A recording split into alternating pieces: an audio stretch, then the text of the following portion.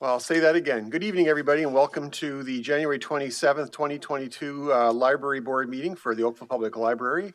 Happy New Year to everybody. Nice to see everybody back. This evening, before we get started in our meeting, I'd like to read our Oakville Public Library Territory Acknowledgement. The Oakville Public Library is situated on the Treaty Number 14 and Treaty Number 22 treaty lands and territory of the Mississaugas of the Credit First Nation and the traditional territory of the Huron-Wendat and the Haudenosaunee. Oakville is currently home to many different First Nations, Inuit, and Métis peoples. Regardless of where we came from, we are all interconnected through the land we live on, water that we use, and the air that we breathe. We are committed to a continuous learning journey and allyship. We seek to elevate Indigenous voices and lived experience to cultivate reconciliation in Oakville. Members of the board, are there any regrets this evening? I guess I should direct that to the committee clerk. Any regrets this evening? There are no regrets. Oh, great. Members of the board, are there any declarations of pecuniary interest? I'm not seeing any, so we'll move along.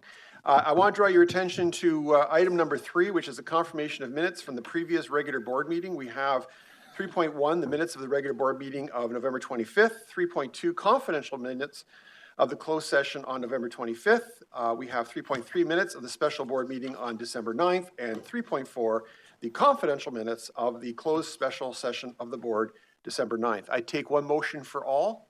That's a bargain you're never going to get twice. Can I get a motion for that, please? Thank you, Pankaj. Is there a seconder for that? I can second, but I also had 2 comments on the November 25th minutes. Oh, sure. I was going to call for that.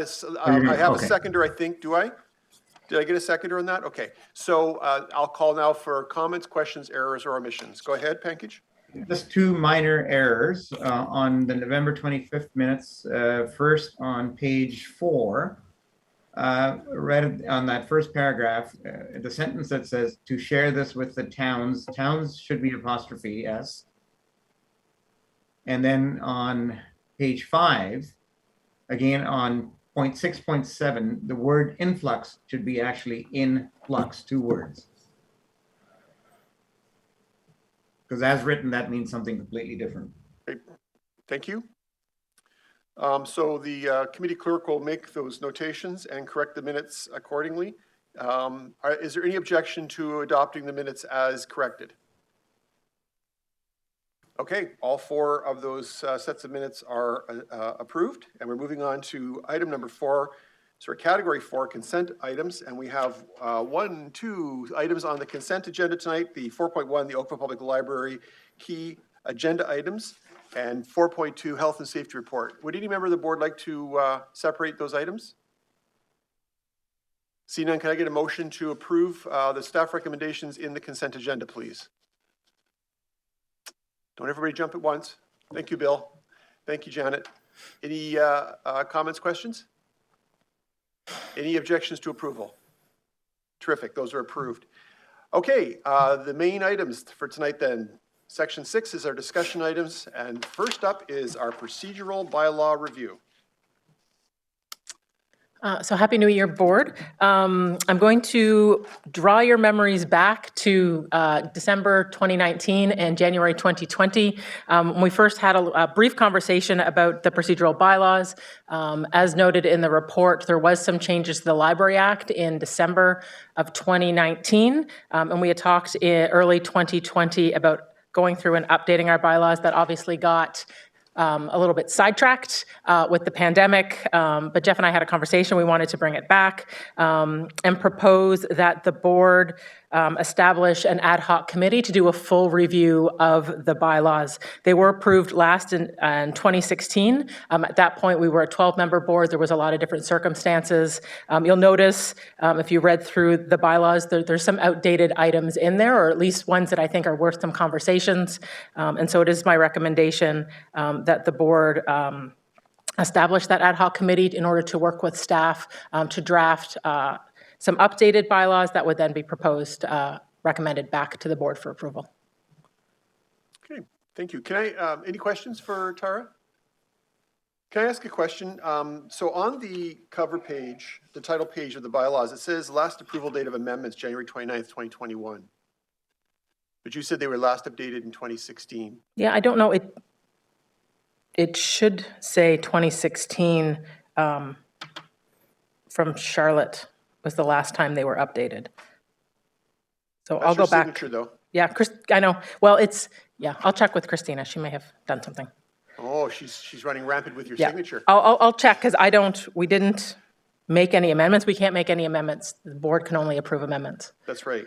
And shouldn't the amendments to the bylaw be signed by the chair or a member of Yes. the board? Okay, because Yeah. you're signing that as well. Well, Charlotte signed it last time, Okay. but this time we'll adjust it. Yes, please. Thank Yeah. you. That'd be great. Yeah. Yeah, we'll make that note. Okay, so members of the board, the recommendation, and I support this notion, is that we should establish an ad hoc committee to review the procedural bylaws. I'm happy to volunteer to participate in that committee.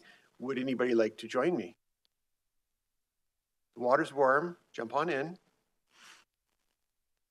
Come on. Thank you, Andrew. I knew I could count on you. Anybody else? Thanks, Bill. So we have a committee of 3. Anybody else want to join? A committee of 3 is good. That way we can break ties. So let's insert the names that Andrew, Bill, and myself will form the ad hoc committee. Okay. Can I get a motion to approve the staff recommendation and inserting those names in the ad hoc committee? I'm sorry, Janet, I see your hand up. So thank you. I'm prepared to give you a motion. There is one area that I would just encourage the committee to turn their mind to. Can I speak to that now? Absolutely. So given the pandemic and the amount of change that occurred and has to occur and the speed in which it has to occur, I think it's appropriate that the bylaws speak to some form of process that supports rapid decision making with a responsibility for reporting to the board as soon thereafter. And that there be some kind of wording around what defines that. Because we really don't have an emergency management protocol in these bylaws. And I think that as a committee, I just ask that you might consider what you could bring back to us in that regard. That's a good point, Janet. I recall the very day back in March of 2020, when we were meeting literally at the very beginning of this nightmare. Yeah. And we were trying to figure out how to manage that very topic. So I think that's a very good suggestion. Let's make sure that we capture that and we delve into that as well. So that when this thing happens again, that should never happen again, that we're prepared next time. Okay, I've got a mover in the form of Janet. Can I have a seconder in another form, please? Thank you, Susan, appreciate it. Any further comments or questions? Any objection to the approval of the recommendations with the appointments and with the notation that has been made by Janet? See none, that's approved. Thank you. I feel like that guy in the radio commercial. Approved. You're approved. 6.2, Facilities and Construction Management Service Level Agreement Update. So as I brought to the board last year, we are moving our facilities from an in-house to a town-supported. That actually comes into effect on Saturday. As a result of that, we took the opportunity to update the service level agreement that we had in place with the town's Facility and Construction Management Department. As noted in the report, it was quite old. It actually predated the MOU of 2019, so definitely needed an update. So what you'll see before you is the original, I think it's 2012, 2013 SLA, and then the updated one. Simona and the customer experience team, along with the facilities and construction management team at the town, have worked on. Because the original predated the MOU, there was items in there that are now covered under the overarching MOU, because you'll see those are taken out because they're addressed in the other document. We tried to simplify the overall layout and tried to make it match some of the other SLAs that we have, while clearly identifying the roles and responsibilities of the various departments. So this goes into effect with facilities on Saturday. It will be a little bit of a living document as we start to go through it, and then we'll adjust it as needed once we're actually living in the new model. Okay, any comments or questions? So I have one. Item G in the general agreement refers to the fact that the board will elect a chair, vice chair, and an executive committee on an annual basis. We don't do that anymore. Yes, but it's in the bylaws, so yeah, we'll adjust that. Okay. It's still in the bylaw? I thought we amended the bylaw. I'll have to go back and check, but we'll flag it. I'm pretty sure, I was pretty certain we amended the bylaw, so we need to double check that Yep. and correct the MOU. Yeah, and it references the Public Library Act too, so I'll verify that too. It doesn't reference the Public Library Act with respect to the annual election, though. It says the board will elect a chair, vice chair, and executive committee on an annual basis. Yeah, Oh, I'm the sorry, PLA, yeah. I'm sorry, I missed the acronym, I apologize. Yeah, and it could just be quoting just to say that it happens, but it's the executive committee Right. that I think I'll need to clarify, although I think the chair and vice chair make up the executive committee according to our bylaw anyway. Right. Well, so this wouldn't be part of the procedural bylaw review because this is only dealing with procedural bylaw. We're not dealing with the bylaws itself. This isn't established in the procedural bylaw, is it? I didn't read the whole bylaw. The procedural bylaw does speak to the executive committee, which I believe is made up of the chair and vice chair. And we've used that a couple of times during the course of the pandemic when we had to make I recall some that, yeah. immediate responses, and then it's approved by the board at the next meeting.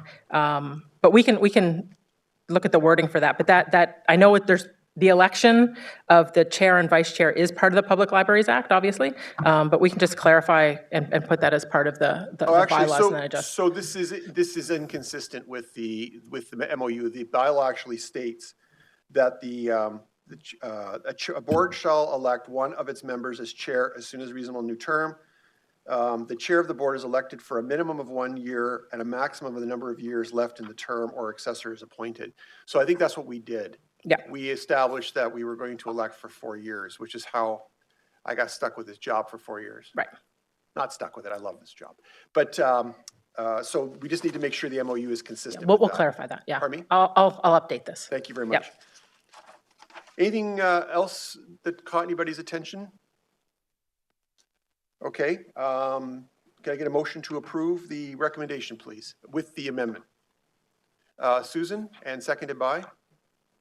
Pankage, thank you. So that is approval as amended to change that terminology in G to be consistent with the bylaw. Well, this is a clarification because I brought it for receipt because it's an update.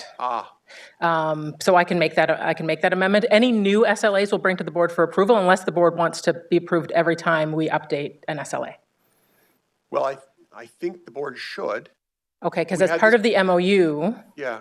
and part of the agreement was that the town commissioner and myself could update the SLAs as needed without board approval. Yeah, we had a bit of a conversation about that last time. did. I'm a little uneasy about that because it is such a significant aspect of the management of the library, and I don't know if that's consistent with our oversight responsibilities for the library system. So I would like to, maybe that's something we could discuss when we're talking about, we could have a sidebar conversation about that when we're talking about the bylaw. Sure. And make some recommendations on that because it's, again, I flagged this as a concern before because I didn't think it was appropriate that SLAs be approved without involvement of the board.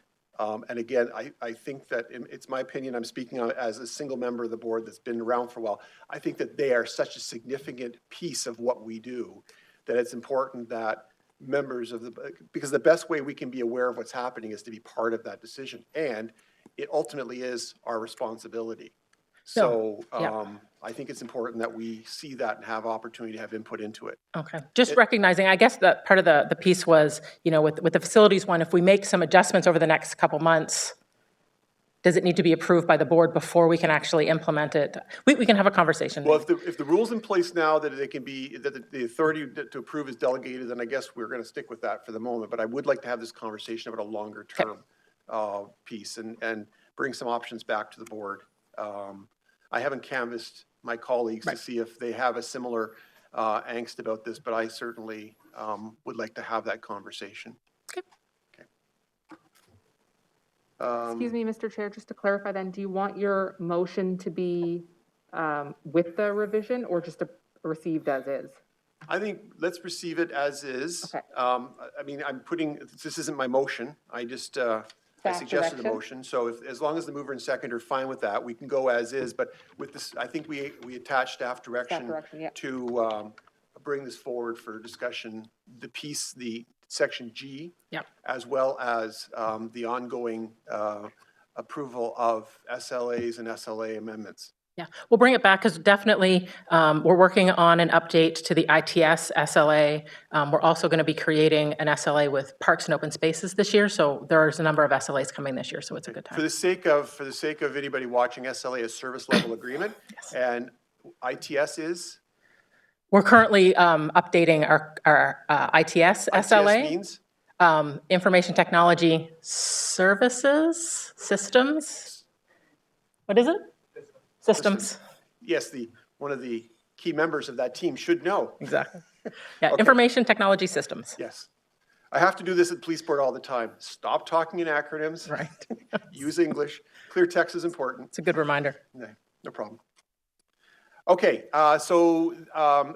is there any objection by the mover and seconder to change the motion as I had read it? I'm not seeing any. Is there any objection to the motion as presented? There's no objection. That is approved. Okay, let's move on to 6.3, 2021 CEO goals, final update. So these will be familiar with the board. These were the 2021 CEO goals that were approved by the board last year. I wanted to bring a final wrap up for them. You can see that the majority of them were successfully completed.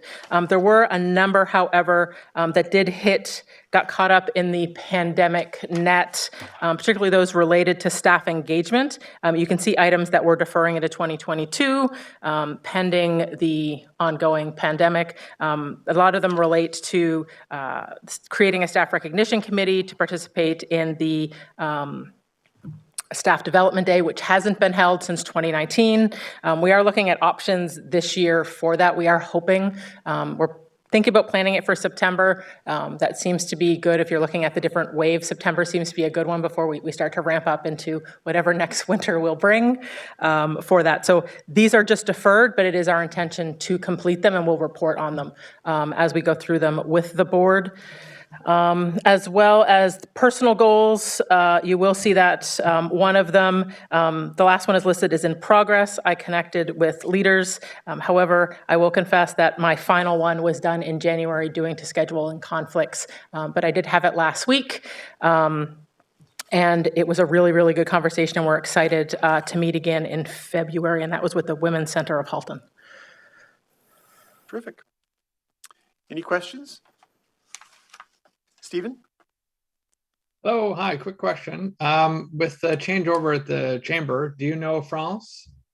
I do. Oh. I've met France at a number of different events. She is on my list to connect with over the Awesome, next month or so, once I think she's settled in a little bit into the new role. Yeah, well, exactly. Yeah, yeah. she's got to land. Well, she's been there for a while, but yeah, she transitions as you would appreciate. Yeah. Yes, yeah. It takes a little bit to find your footing in the new role, so. That's awesome. She's great. I speak from personal experience, but a lot of us know her. I'm very pleased that she's on your list. No, I was really excited to see that she was taking over. I think her biggest Excellent. job right Thank now you. is finding COVID tests because they ran out. Andrew. Yeah, good work, Tara. It was a lot to undertake, and it's great to hear that you were able to connect with everyone. I was curious about the inclusion of the University of Western Ontario as one of the leaders within Oakville Halton. Yeah, so we are working with, we're starting to make better use of opportunities to bring in students. So you saw earlier in the year with Sheridan College, we brought them in, and this is part of what we're doing. We're connecting with the Community Engagement Learning Center at Western and bringing in some of their students to assist with some of our policy development and policy evaluation pieces. So that's been a really good conversation, and one we're hoping to expand and grow and maybe look at where we can partner for a variety of different locations and synergies, I think, especially for libraries and students. Okay, perfect. Thank you. Anything further? Can I get a motion to receive the report, please? Thank you, Janet. Thank you, Stephen. Did you have a question, Janet? You put your hand up as well. Go ahead. So, so that's 2021. Are we going to talk about 2022 goals? That's the next agenda item. Okay, so I'm prepared to move receipt of the 21. Thank you. So it's been moved and seconded. Is there any further discussion on the 2021 goals? I'm seeing none. Is there, that is approved. So let's move on to the next item, which is in fact the 2022 CEO goals. So I'm trying to bring these to you a little bit earlier every year. It is my hope that this year you might actually get them in November, December, so that we're ready to hit 2023 running. So as directed, it is my job to bring organizational goals, or what we're calling them here, CEO goals, for the organization for 2022. So these are ones that I came to top of mind for me when I was thinking about what we were going to do this year. But as always, I wanted to bring them to the board for feedback or potential additions to this. I did focus on a number of different areas. Last year, it was all about the creation of the strategic plan. This year it's all about the implementation of the strategic plan, as well as diversity and belonging. That's definitely a big theme for us this year. Partly being driven by the strategic plan, but also partly being driven by some of the different initiatives going on at the town and just the world as a whole. And then budget, I'm very excited to undergo the zero-based budget process. We're actually having a kickoff meeting on Monday with finance. And then I put in a few personal goals for myself in there as well. But happy to have a conversation and to hear the board's thoughts. Janet, you're up first. Thank you, Tara. One area that I would suggest that you consider is stepping back because of COVID and making a talent management strategy a priority. The world has evolved around workplaces, stability of teams, the talents and skills needed for success going forward. And I think that it needs to be a priority for the organization. We're seeing turnover in other places, but we're also seeing opportunities for growth and for people to step up to opportunities, and being prepared and knowing what the next 3 to 5 years and projecting out, and what do you need from the board to achieve a stable team and the right team for the future, I think needs to be in the 2022 goals. Just food for thought. No, that makes sense. I know Tricia and I have been having a lot of conversations about recruitment and organizational structure and just where we're going to go and where our skill sets need to go over the next coming years. So we can absolutely put some of that together and take a broader look and put together a strategy. Thank you. Further? So I have a request. I'll see what you think and what my colleagues think. One of the things that's I would like to see us do more of as a board is create more transparency to the public as well as the staff team in terms of what the board's up to. Mm-hmm. I know that the minutes are published and they're accessible for the board agendas, but I'm wondering if a post-board meeting newsletter / update could be produced. We did one many years ago. And I know that, for example, we do that at the Police Services Board as well. Immediately following a Police Services Board meeting, there's an update which identifies decisions that were made and highlights any specific key messaging from a board meeting. And it provides there, and I recall it years ago, this was a couple CEOs ago. Right. I remember even here, it was an opportunity to basically report out to anybody interested, what the board's up to. I mean, right now we're televised. Hopefully that will continue going forward, so it's a little more accessible. But it's just a great way to demonstrate what the board's role is, and so people are aware of what we're doing on a month-to-month basis. Sort of a summary of decisions, because not everybody likes to read through minutes and try to extrapolate what resolutions mean, but just a concise document. I seem to recall it was like a 2-pager back in the day. At the Police Service Board, it's an electronic constant contact email that goes out, and it's generally 2 pages, just with a summary of what transpired at the meeting. Okay. Is that something that you have the resources to undertake? Yeah, we should be able to look at doing something like that. I do send out a weekly staff email on Thursdays where I don't necessarily put everything that the board discussed, but anything that's truly impactful gets put in there, but we can look at separating it out into its own special. I think that it's not just for staff. I'm talking about something that members of the public could sign up for Oh, as well. okay. Because I mean, Oh, okay. our constituency is the public. Right. I mean, our constituency is also the staff to an extent as well, but our main constituency is the public. We are the representatives of the citizens and the taxpayers. And I think we have a duty of, I'm not sure if it's duty of care, it could be duty of care to the citizens to report out what it is we do. Okay. And the decisions that we're making, so that there's a greater degree of, I guess, well, it's not just transparency, but it's also just stakeholder relations. It's really just being able to get there and let people know what we're doing instead of just it happening sort of in a vacuum. Yeah, we can look at the police board maybe for a model of how that kind of looks and take a look at it and report back. That'd be great. Yep. Thank you. Does anybody have any objection to? Okay, Stephen, and then Susan. I'm certainly not objecting. I'm just sorry, that the reason my head was down was looking at the Instagram feed, and you guys have almost 4,000 followers. And I've said before, I think you do a fantastic job. And it may be in here already, but to Jeff's point, could you just put an Instagram post as well to say upcoming meeting, or at least forecasting it, if not also recapping it, because you've got a lot of good engagement on Instagram, which I think is awesome. Yeah. Yeah, we can also have a standing item on our newsletter too. That goes out. We can look at that. Yep. And again, police board, using that as an example, it goes out in our social media feeds as well. So at some point today, after the meeting concluded, it was long when we were done at 3:30. At some point after that newsletter went out to everybody.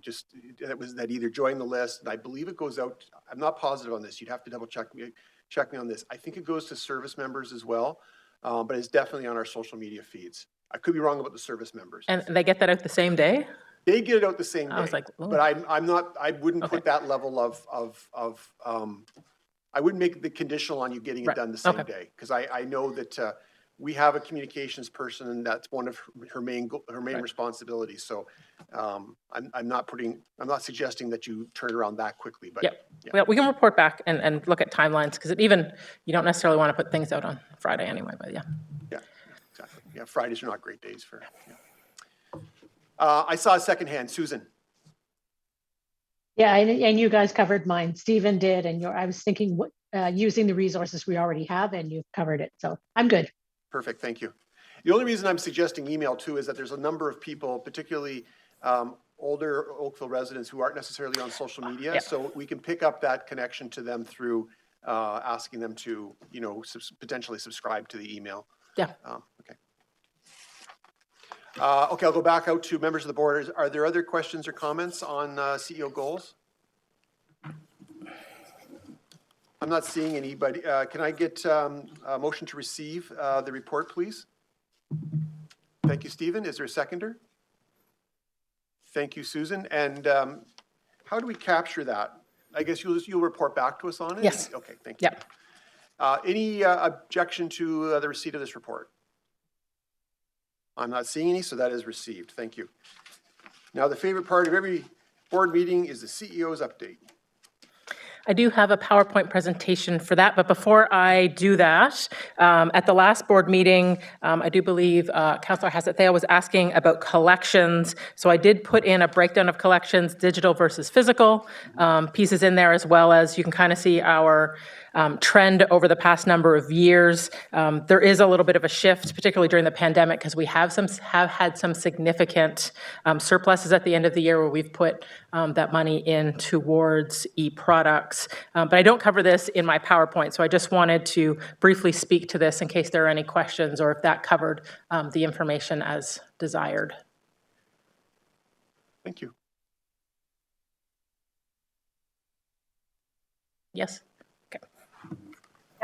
Sorry, I thought I was on mute.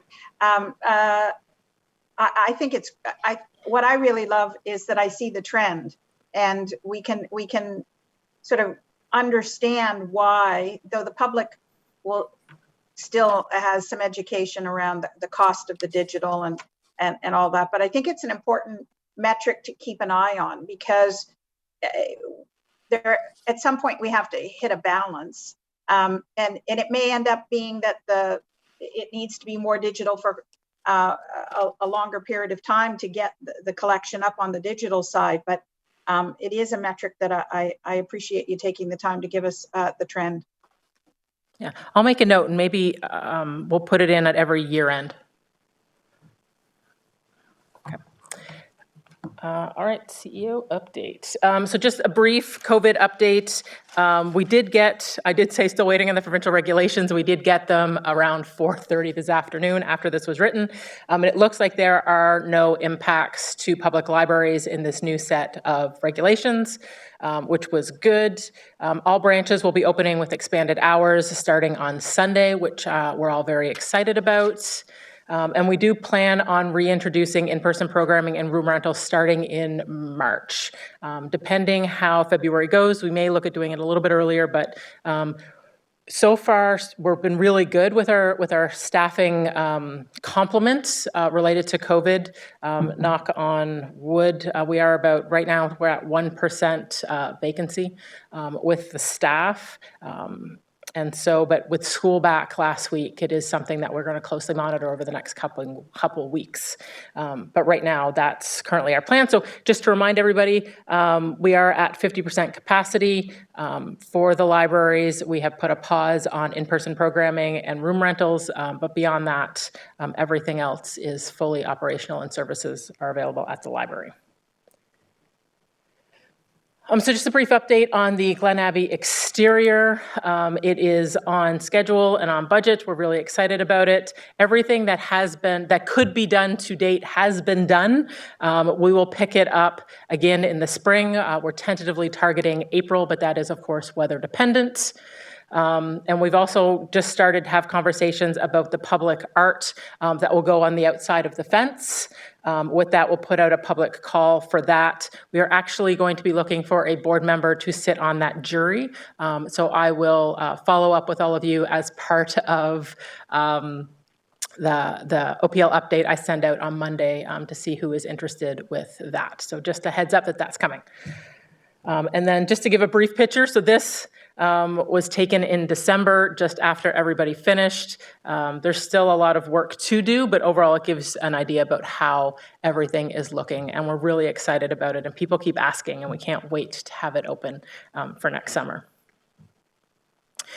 North Park. So North Park is another big project on our agenda. We are currently, as you know, in the detailed design process.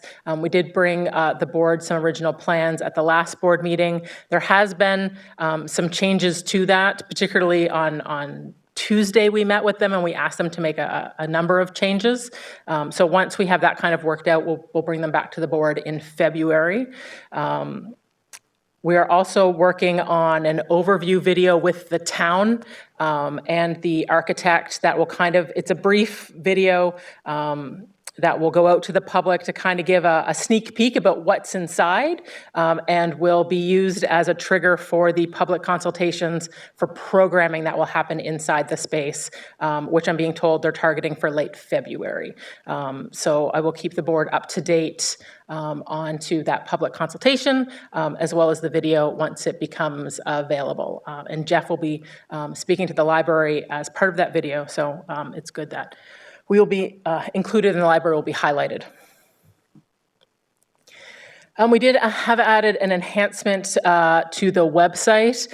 We put on an assistive toolbar, a brand new assistive toolbar on there. It's got text-to-speech, it's got translation, it's got a number of other different pieces, text magnifiers, in order to help people with a variety of print disabilities or other kind of issues. So that went on a couple weeks ago. It does allow for translation as part of that, and a picture dictionary. We are consulting with some of our partners to have them do a review of the translation to see just how good it is. Sometimes these automatic translators can be a bit sketchy. But we are hoping that this translation is good. We are actually also, this has over 100 different languages, which we could never do as an organization.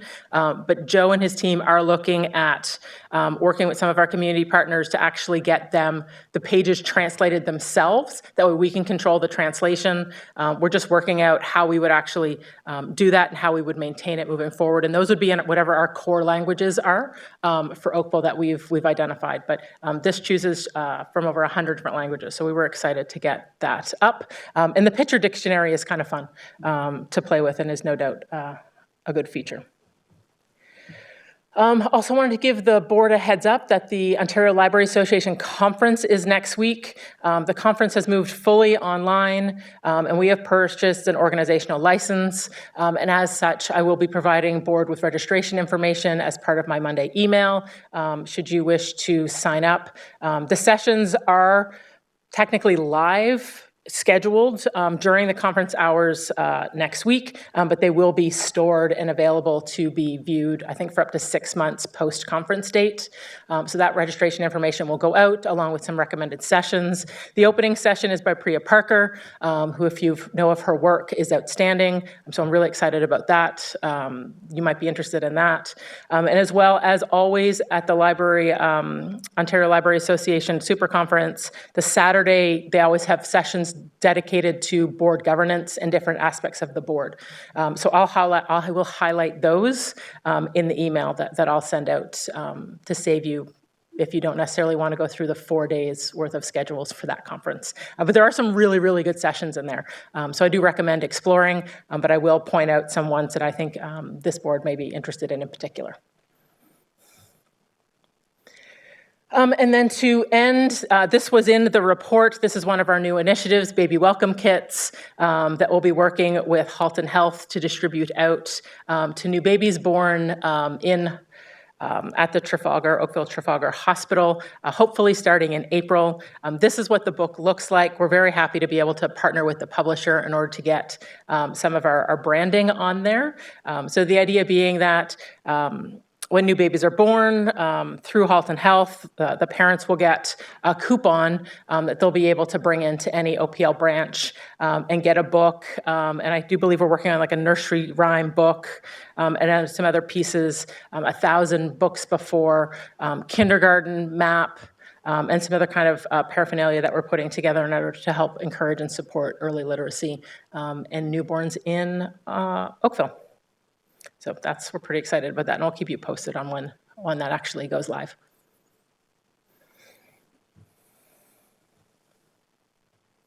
Thank you. Any questions or comments for Tara for her report? From her report, as a result of her report? I'm not seeing any. Oh, Janet. You can always count on Janet for a good question. Either that or you should just put me on permanent mute. On North Park, so great to see that you're going to go out to the public on programming. Can you just remind me, did we ask or have we ever asked the public about the space and how the space is designed? Like, has that ever occurred in the library sort of projects? Previously to North Park? Yeah. I can't remember. We tend to put up, like I know for Glen Abbey, we did do a little bit of a survey asking for what people were interested in for the space. And for North Park, it's really, for us, it's really being driven from the information gathered as part of the strategic plan and the community engagement pieces in terms of what they were looking for. That's why, there's a photo and video cove, a sound booth. Those are all things that came through the public engagement that we did as part of the strategic plan. Glen Abbey was the last one that we did, which again, we did a survey asking for what people were looking for in the space, and then we incorporated that into the space. And then again, when we were at detailed design, we put up the plans in the branch and asked for thoughts. This is kind of how we handled it at Glen Abbey. I think that's similar to what we did at Iroquois Ridge. I just wanted to understand the backdrop because it, architecture and the look and feel inside the libraries is such a a great part of what makes them feel welcoming. And programming is obviously paramount, and you need the right design to meet that programming requirement. I'm thinking ahead to a day when we'll talk about Central and what will Central really look and feel like. As you probably know, it's in the heart of a group that has huge expectations around consultation. Yeah. So I thought I'd just flag if we've done some of it in the past, we may need to do more when we get to Central, but I'm really excited to see the video. And I got a glimpse at Commissioner Bell's discussion with Mayor Burton and all the great things that are going to happen at North Park. And I think the public is just going to go wild. I mean, it is absolutely going to be amazing, the library and all the pieces around it. I just wanted to make sure we were consulting the public as much as possible, because we have a lot of smart people who travel the world, who have things to add in terms of, could you have this? Could we have that? They can't always have the Christmas wish list, but we sure should listen to it at least. Yeah, no, for sure. Okay. Anything further? I'm not seeing anything. Thank you for the report. Thank you. Can I get a motion to receive the CEO's report, please? Thank you, Janet. Seconded by Andrew. Thank you very much. Any objection? That's received. Members of the board, I'm sad to report that that's the conclusion of our agenda. I do not believe we have any new business. Do we have new business, members of the board? Do we have any new business, Madam CEO? Not for me. Any new business, Madam Committee Clerk? None that I'm aware of. Okay, I can't stretch this out any longer than we already have. Members of the board, thank you very much for your time and attention. I'll look for a motion to adjourn. Moved by Steve, seconded by Bill. Any objection to the adjournment? See none, this meeting is adjourned. I want to thank you for your time and attention tonight, and to those members of the public that have chosen to spend your evening with us, thank you very much for your interest in the affairs of the Oakville Public Library. Have a great evening, and we'll see you next month.